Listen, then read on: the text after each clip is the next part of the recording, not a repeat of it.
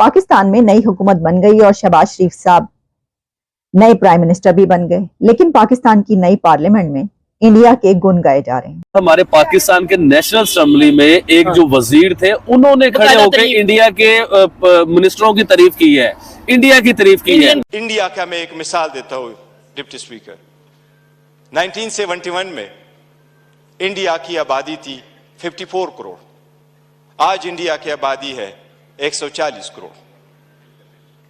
71 में इंडिया की लोकसभा की यानी नेशनल असेंबली की सीटें 528 थी, आज भी इंडिया में लोकसभा की सीटें 528 है। जो सीटें मुख्तस थी 54 करोड़ लोगों के लिए, इंडिया ने कहा हमने ओहदे नहीं बांटे, सीटें नहीं बांटी, हमने अपना पैसा बचाना है, आवाम का पैसा बचाना है। आज भी 140 करोड़ उसी सीटों पे बैठे। अभी आप देखिए मरियम साहिबा जो हमारे वजीर आला पंजाब बनी है, इन्होंने अपनी फर्स्ट तकरीर में भी इंडिया की ही तारीफ की है और इंडिया की ही पॉलिसीज बताई है उसके बीच में। ये बात इसलिए नहीं है कि हम देख रहे हैं कि पिछले कुछ सालों से इंडिया के कामों पर अब पाकिस्तान के पॉलिटिशियंस बात करते हुए झिझकते नहीं है।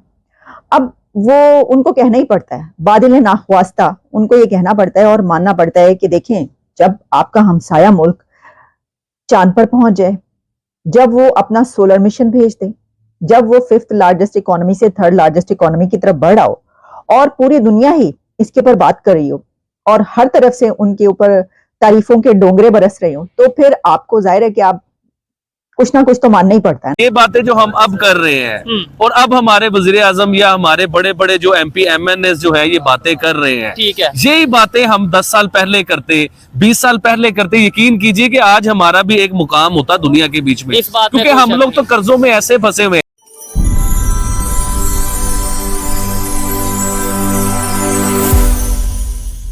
सर आज या कल हमारे पाकिस्तान के नेशनल असेंबली में एक जो वजीर थे, उन्होंने खड़े होकर इंडिया के मिनिस्टरों की तारीफ की है, इंडिया की तारीफ की है।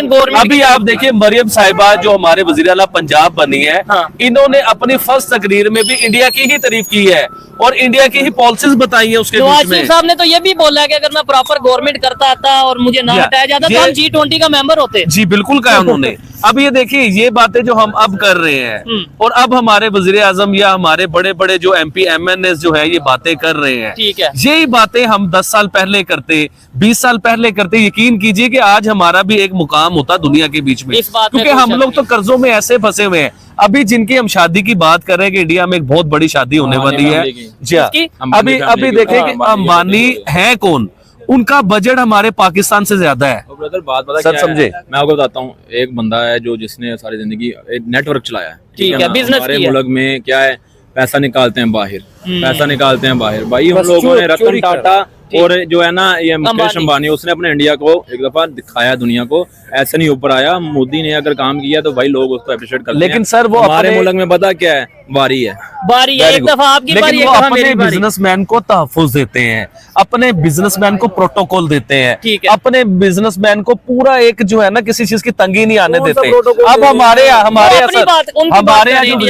जो बिजनेसमैन होते हैं ना, हम उनके ऊपर टैक्स इतने लगा देते हैं, ब्लैकमेल इतनी करते हैं, कोई जगह टैक्स मांग रहा है, कोई हफ्ता मांग रहा है, कोई कुछ मांग रहा है, बेचारे भागते हैं दूसरे मुल्कों में। टैक्स हर मुल्क में है, टैक्स से मुल्क चलता है, टैक्स के साथ एक किस्म का होता है, दो किस्म के नहीं होते, दो तरह के हैं। एक टैक्स तो है कि खा रहे हैं अंदर बैठे, और एक टैक्स जो है वो लोगों को शो करा रहे हैं, यार इसका बिजनेस ये है, इसका भला। अच्छा मैं आपसे एक एग्जांपल करता हूँ, आपके घर में जो बिजली का बिल आता है, आपने उसके ऊपर टैक्स भरने, आपका अगर फॉर एग्जांपल बिल आता है ना 10,000 रुपए, सर सुनिएगा, अप्रिशिएट कर रहा हूँ भाई, 10,000 मैं मान रहा हूँ, मैं कह रहा हूँ कि डबल टैक्स आ रहा है, ठीक है, और हमें इन चीजों को खत्म करने की जरूरत है। हमें ये देखना है कि भाई कैसे अपने जो पाकिस्तान के अंदर इश्यूज हैं उनके ऊपर भी बात करनी है, इंटरनेशनल लेवल पे अपने रिलेशन बेहतर करने हैं। आज अगर उनके प्राइम मिनिस्टर ने अप्रिशिएट किया, कंग्रेचुलेशन बोला है पाकिस्तान के प्राइम मिनिस्टर को, कल को अगर हम ये कहें कि भाई हम लेट्स सपोज इधर से शहबाज शरीफ साहब रिस्पांस ये दें कि जी मैं बहुत शुक्रिया करता हूँ इंडियन प्राइम मिनिस्टर का, और साथ में ये भी कहता हूँ कि ट्रेड ओपन की जाए, तो क्या ट्रेड ओपन नहीं करेंगे? शुरू में आपसे एक बात की थी कि मोदी जी एक बहुत बड़े वज़ीर आज़म होने के साथ साथ ना आज उन्होंने एक बहुत बड़े इंसान होने का भी सबूत दे दिया है कि हमारे साथ उनकी दुश्मनी चल रही है, खतरनाक किस्म की दुश्मनी चल रही है, लेकिन वो आज भी हमारे मुल्क के वज़ीर आज़म को मुबारकबाद दे रहे हैं, यानी कि लचक नजर आई है, लेकिन उस लचक का हमें फायदा उठाना है। एक चीज आपने नोट की होगी या नहीं, मैं बड़ी डीपली ऑब्जर्व करता हूं कि जहां पे इंडिया की सिक्योरिटी की बात आती है, उनके अपने कंट्री या नेशन की बात आती है, उधर वो कंप्रोमाइज नहीं करते। आपने देखा होगा चाइना और पाकिस्तान से कोई शिपमेंट आ रही थी, न्यूक्लियर उसमें कार्गो का वो बताया जा रहा था कि न्यूक्लियर वेपन्स या न्यूक्लियर ऐसी प्रोडक्ट्स मौजूद थी, तो उसे रोक लिया गया। सर देखे ना उनकी सिक्योरिटी पूरी दुनिया में ये बैन है। ठीक है, न्यूक्लियर जो है इसकी कोई भी प्रोडक्ट हो, चाहे उसकी मशीनरी हो, कोई भी चीज हो, उसकी इंपोर्ट एक्सपोर्ट के ऊपर पाबंदी है पूरी दुनिया के बीच में। ठीक है, और जो ये करता है उसके ऊपर फिर पाबंदियां भी लगती हैं, उसमें फिर रोका मतलब जाएगा, सारा कुछ होता है, रोका जाता है। देखें, अगर पाकिस्तान और चाइना का ये मामला हो रहा था,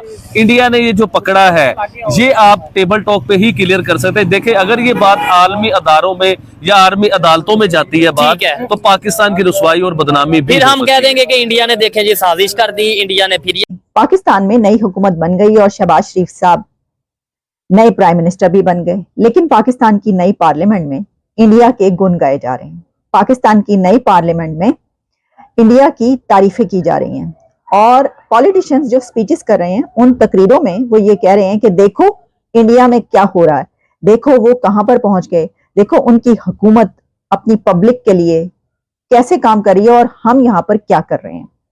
तो पाकिस्तान की नई पार्लियामेंट में भी भारत की हुकूमत, भारत के वजीर आजम नरेंद्र मोदी साहब और उनकी अथॉरिटीज और उनके जो काम हैं पब्लिक के लिए और उनकी जो हुकूमत की तरजीहात हैं, प्रेफरेंसेस हैं, उसके गुण गाए जा रहे हैं।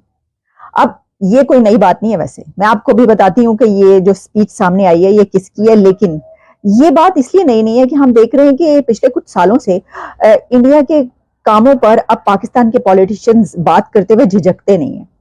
अब वो उनको कहना ही पड़ता है, बादिल नाख्वास्ता उनको ये कहना पड़ता है और मानना पड़ता है कि देखें, जब आपका हमसाया मुल्क चांद पर पहुंच जाए, जब वो अपना सोलर मिशन भेज दे, जब वो 5th लार्जेस्ट इकोनॉमी से 3rd लार्जेस्ट इकोनॉमी की तरफ बढ़ आओ और पूरी दुनिया ही इसके ऊपर बात कर रही हो और हर तरफ से उनके ऊपर तारीफों के डोंगरे बरस रहे हो, तो फिर आपको जाहिर है कि आप कुछ ना कुछ तो मानना ही पड़ता है ना।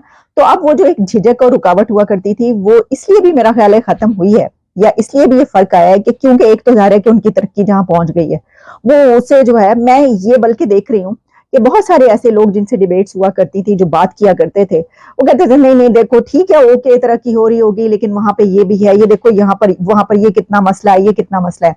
लेकिन अब जब उनसे बात होती है तो वो खुद ये कह रहे होते हैं कि आप देखें तो सही वहां पे पहुंच क्या गए। हाँ सही बात है यार, वो जहां पर पहुंच गया इंडिया वो क्या कहें।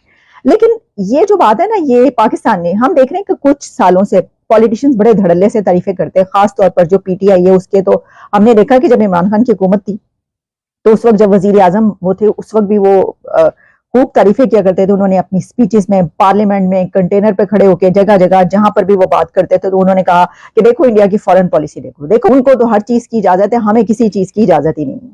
मोदी साहब के उन्होंने बड़े बहुत तारीफें की, कलाबे मिलाए और साथ में कहा कि वो तो हर कुछ कर सकते हैं, हम नहीं कर सकते। लेकिन अब ये तारीफ किसने की है? तो जनाब मैं आपके सामने जरा वो वीडियो रखे देती हूँ। ये तारीफ पीटीआई के ही लीडर हैं जो इस वक्त जो सब कुछ चला रहे हैं, बैरिस्टर गौहर ने ये तारीफ की है और उन्होंने जो बात की है इसके अंदर वो ये कहा है कि जो नई हुकूमत है असल में वो उसके ऊपर तनकीदी कर रहे थे, वो क्रिटिसाइज कर रहे थे और उन्होंने कहा जो कंपैरिजन जो हम भी किया करते हैं, हमें लोग कहते हैं भाई आप क्यों कंपैरिजन करते हैं पाकिस्तान और इंडिया का, तो ये तो कोई कंपैरिजन बनता नहीं है। हालांकि कंपैरिजन इसी से बनता है, मतलब क्या करें हम, अमेरिका से कंपैरिजन करें पाकिस्तान का या किससे करें, हमसाया कंट्रीज का ही कंपैरिजन होता है। तो लोगों को बुरा इसलिए लगता है कि वो कहते हैं अब वो तो कहां पहुंच गया और आप उससे कंपैरिजन करें।